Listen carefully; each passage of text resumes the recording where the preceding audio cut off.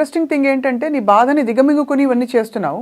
కానీ నీకు చిన్నప్పుడు చాలా అమ్మ లేని లోటు ఫీల్ అయ్యావా నువ్వు? చాలా సార్లు ఫీల్ అయ్యాను. ఎలా అంటే ఎప్పుడు? ఎలా అంటే లైక్ నేను పెద్దమ్మ దగ్గర ఉన్నప్పుడు ఎప్పుడు మా అమ్మ లేని లోటు నాకు తెలియదు. పెద్దమ్మ is equal to my mother. Till now ఆమెనే నన్ను చూసుకుంటారు. అమ్మ అంటే బాగా చూసుకుంటారు. కానీ చిన్నప్పుడు ఏంటంటే నన్ను ఎంతసేపు అంటే పెద్దమ్మకి పిల్లలు ఉంటారు, వాళ్ళ ఫ్యామిలీ రెస్పాన్సిబిలిటీస్ ఉంటాయి కదా, మా డాడీకి దగ్గర చేద్దామని ఉంటారు వాళ్ళు. ఎప్పుడైతే నేను మా డాడీ దగ్గరికి పోయినానో అప్పుడు మా పిన్ని వల్ల నేను చాలా సఫర్ అయ్యాను. మా డాడీ ఎప్పుడు he never treat me like వాళ్ళ సొంత పిల్లల్ని గవర్నమెంట్ స్కూల్ ప్రైవేట్ స్కూల్లో జాయిన్ చేయడం, నన్ను గవర్నమెంట్ స్కూల్లో జాయిన్ చేయడం, ద వే అంటే ఒక చాక్లెట్ తినాలన్నా ఒక బిస్కెట్ తినాలన్నా బీరువాలో దాచేసుకొని పెట్టుకుంటే వాళ్ళ పిల్లలకి ఇచ్చుకుంటే నాకెవరు పెట్టేవాళ్ళు లేకసి అవన్నీ చాలా చిన్న చిన్న అంటే చెప్పుకోవడానికి చాలా సిల్లీగా ఉంటాయి. బట్ వెన్ వీఆర్ కిడ్స్ అంటే మన చిన్న పిల్లలు ఉన్నప్పుడు అది నేను చాలా ఫీల్ అవుతాను. అంటే ఎవరైనా ఫీల్ అవుతారు. బట్ ఇప్పుడు తలుచుకుంటే ఇప్పుడు నేను ఎవరినైనా చూసేటప్పుడు నా ఇంట్లో ఎవరు వచ్చినా సరే వాళ్ళు ఎంత లేని వాళ్ళైనా ఎంత ఉన్న వాళ్ళైనా నేను ఫేస్ చేసిన సిచ్యువేషన్స్ అట్లాంటిది వాళ్ళకి కనపడద్దు. మనం అందరినీ ఒకలాగే ట్రీట్ చేయాలి. అవును. నా ఇంట్లో ఎవరు వచ్చినా నా కూతురులానే నేను చూసుకుంటా ఉన్నన్ని రోజులు. దాని తర్వాత వేరే విషయం. బట్ డాడీ అంటే మళ్ళీ పెళ్లి చేసుకోవడం వల్లే నిన్ను పంపించేశారా పెద్దమ్మ దగ్గరికి? లేదు, చిన్నప్పుడు పెద్దనాన్నే పెంచుకున్నారు. అంటే మా అమ్మ చనిపోగానే పెద్దనాన్నకి మెడికల్ షాప్ ఉండేది. మా పెద్దనాన్న వాళ్ళు మండలంలో ఉండేవాళ్ళు. సో ఇంకా అంటే ఏమన్నా హెల్త్ ఇష్యూస్ వచ్చినా వాళ్ళు మెడికల్ షాప్ ఉంది, బస్ సర్వీస్ ఈజీ ఉంటుంది కదా అని చెప్పి అందరు కలిసి మా పెద్దమ్మకి అప్పచెప్పారు నన్ను. తర్వాత నాన్న 1 year 1.5 year తర్వాత అనుకుంటా పెళ్లి చేసేసుకున్నారు. అప్పటికే నాన్న హైదరాబాద్లో సెటిల్డ్, మా అమ్మని చేసుకోకముందే. అప్పుడప్పుడు వస్తూ చూసుకునేవాళ్ళు. 1 year వరకు చాలా బాగుండేవాళ్ళు, నేను 1-2 years వరకు. దాని తర్వాత నాన్న టోటల్గా చేంజ్ అయిపోయారు. పిన్నితో ఎప్పుడు అసోసియేషన్ లేదు నీకు? పెద్ద ఉంది అంటే పిన్నితో అన్ని నాకు బ్యాడ్ మెమొరీస్ తప్ప గుడ్ మెమొరీస్ లేదు. లేవా తల్లి? I face so many hurdles with her. And you know ఆమె ఎప్పుడు నన్ను అంటే నేను అనుకుంటాను అసలు మా అమ్మ అనేది ఉండుంటే అసలు ఆవిడకి ఆ ప్లేసే లేదు. ఈరోజు మా పిన్ని చాలా హ్యాపీగా మా డాడీతో ఉంటుంది, వాళ్ళకి 2 పిల్లలు, దాట్స్ సెటిల్డ్, నైస్ ఫ్యామిలీ. అంటే ఎవరిచ్చారు ఆవిడకి ఆ లైఫ్? అమ్మే కదా. మా అమ్మ ఉండుంటే అసలు. కానీ నాన్న ఎప్పుడు అడ్డుపడలేదా తల్లి నిన్ను అంటే సరిగా చూసుకోకపోవడం పిన్ని? అసలు మా నాన్నకే రాను అంటే అందుకనే నేను అన్నాను, నాన్న ఉన్నా ఒకటే లేకపోయినా ఒకటే నా లైఫ్లో.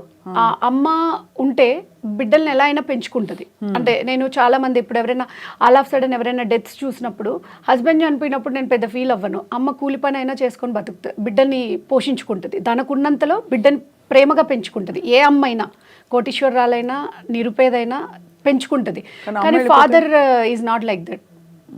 అమ్మ ఎలా ఉంటుందంటే చాలామంది అంటారు వీళ్ళ హస్బెండ్ చనిపోయిండు, అది ఎవరితో అఫైర్స్ పెట్టుకుంది, అది ఎలాంటి తప్పు చేసినా సరే బిడ్డ గురించే ఫస్ట్ ఆలోచిస్తుంది 99%. అవును, కరెక్ట్. ఏం చేసినా ఫస్ట్ ఇన్సైడ్ హార్ట్ తన బిడ్డ మీదనే ఉంటుంది. కానీ ఫాదర్కి అలా ఉండదు.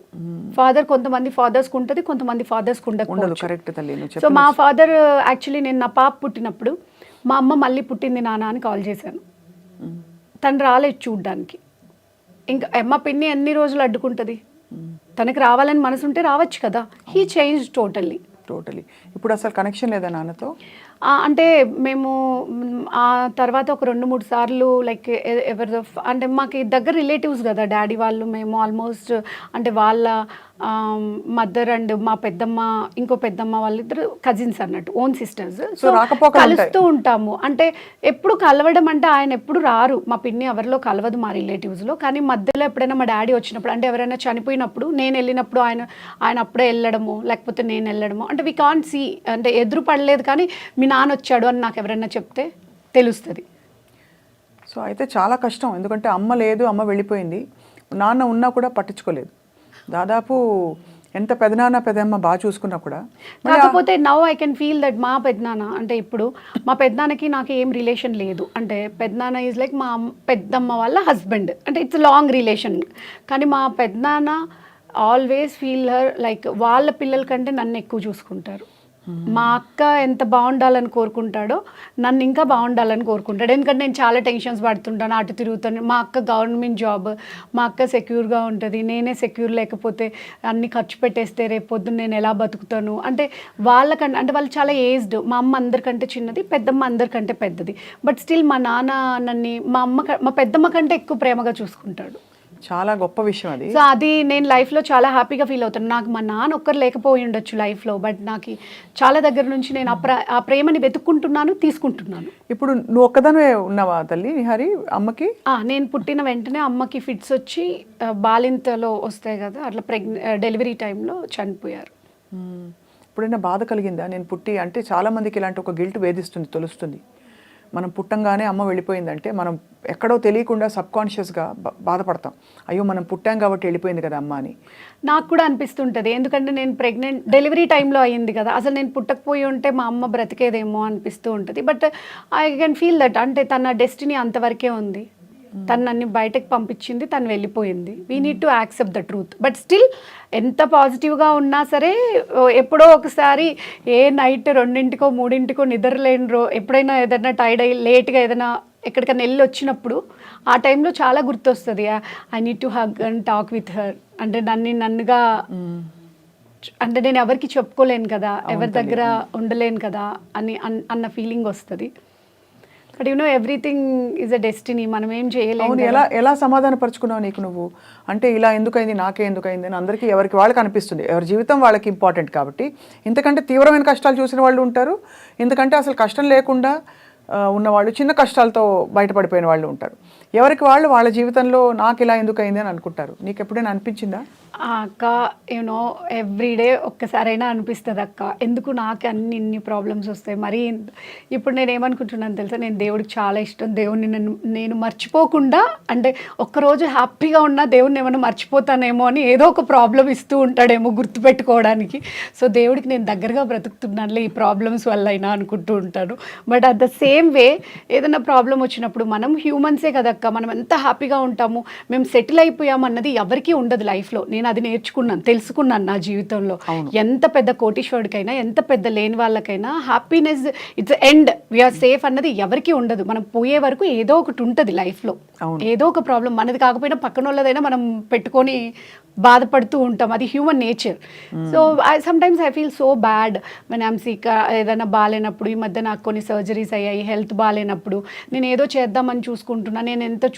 అంటే నేను ఎంత పైకి ఎక్కాలంటే అంత కిందకి పడిపోతూ ఉన్నప్పుడు బాధ వేస్తుంది. ఎందుకు కనీసం ఇట్లా అయినా నేను బ్రతకనియచ్చు కదా అనిపిస్తూ ఉంటుంది. But still okay, let it be, whatever happens. నేను చెప్తాను, కొంతమంది డబ్బులు సంపాదించడానికే పుడతారు, మనం దానికోసం పుట్టలేదేమో, వేరే పర్పస్ కోసం ఏమన్నా పుట్టామేమో. అలా నన్ను నేను సమాధానం చెప్పుకొని మళ్ళీ ముందుకు వెళ్ళిపోతూ ఉంటాను. కన్నన్ గారు ఎలా పరిచయం అయ్యారు? కన్నన్ యాక్చువల్లీ నాకు తేజ గారి దగ్గర పరిచయం అక్క. అంటే నేను ఇండస్ట్రీకి, అంటే నేను చెప్పాను కదా, అంటే నాది ఫుల్ ఇంటర్వ్యూ అయిపోతే మళ్ళీ TNR ఇంటర్వ్యూ తర్వాత నేను ఐ డ్రీమ్లో ఇచ్చిన interview, that is the best interview. I don't know when I was like ఒక 10 years బ్యాక్ అనుకుంటా అది. ఆ ఇంటర్వ్యూ నేను ఎవరైనా అడిగితే కూడా అంత నేను ఎవరితోని మాట్లాడనని చెప్తాను, ఎందుకంటే అది అలా ఉండిపోని, ఆయన జ్ఞాపకంగా నాకు ఉండిపోవాలని. సో TNR ఇంటర్వ్యూలో నా పాస్ట్ అంతా ఉంటుంది కదా.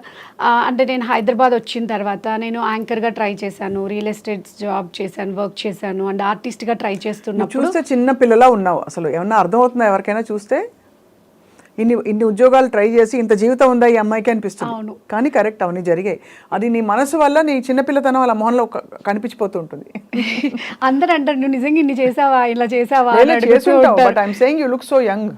అంటే కాకపోతే నాకు ఒక ప్లస్ పాయింట్ ఏంటి తెలుసా అక్కడ, నా లైఫ్ లో ప్రతి స్టెప్ లో నన్ను చూసిన వాళ్ళు ఇంకా నాతో ఉన్నారు కదా. అదే వాళ్ళకి అర్థమవుతూ ఉంటది కదా. వాళ్ళ ఏజ్ అవుతుంది, అమ్మాయికి ఎందుకు అవ్వట్లేదని మాత్రం వస్తుంది క్వశ్చన్. అలా